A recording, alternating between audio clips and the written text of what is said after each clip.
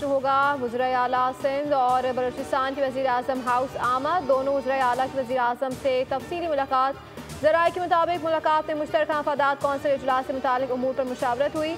8 रुकनी council के अरकान में 4 सूबाई वज़ीर आला, वफाकी वज़ीर इसहाक डार, ख्वाजा आसिफ और अमीम अकाम शामिल। कौंसिल के इजलास से 25 अफराद खुसूसी दावत पर शिरकत कर रहे हैं। मुश्तरका मफादात कौंसिल 6 नुकाती एजेंडे पर गौर करेगी। सीनियर वजीर शर्जील इनाम मेमन कहते हैं, बिलावल भुट्टो ने केनास के मामले पर मौक़िफ़ वज़ीर आज़म के सामने रखा था।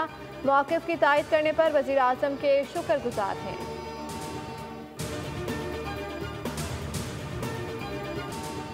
सयाहों की हिफाजत के लिए भारतीय फौज कहाँ थी? बगैर तहकीक मुकदमा दर्ज किया गया और इल्ज़ाम पाकिस्तान पर लगाया गया। भारत का झूठ चलने वाला नहीं। दुनिया का कोई मजहब जुल्म और जबर की तलकीन नहीं करता। मकबूजा कश्मीर में अब तक 90,000 के करीब शहरी शहीद हो चुके। सेनेटर इरफान सिद्दीकी का सेनेट इजलास में इज़हार ख्याल। कहा, भारत मुसलमानों के लिए दुनिया की सबसे बड़ी कत्लगाह बनकर रह गया है। सेनेटर फैसल बाबरा ने कहा कि पानी की धमकी दी गई तो पहला हमला पाकिस्तान करेगा।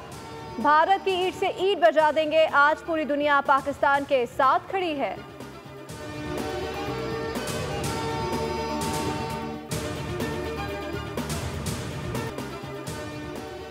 और के इलेक्ट्रिक की खराब कारकर्दगी ने सरमायाकारों को बज़न कर दिया। कंपनी में शदीद बदनज़मी और मसाइल सामने आ गए। कंपनी पर सऊदी अरब के अक़लियती सरमायाकार ग्रुप ने गैर कानूनी कंट्रोल हासिल कर लिया। पाकिस्तानी शेयर्स होल्डर्स को बोर्ड में शमूलियत से रोका जा रहा है।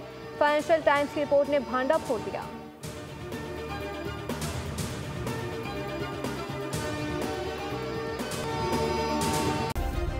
सब्सक्राइब करें और बेल दबाएं ताकि कोई खबर रह न जाए।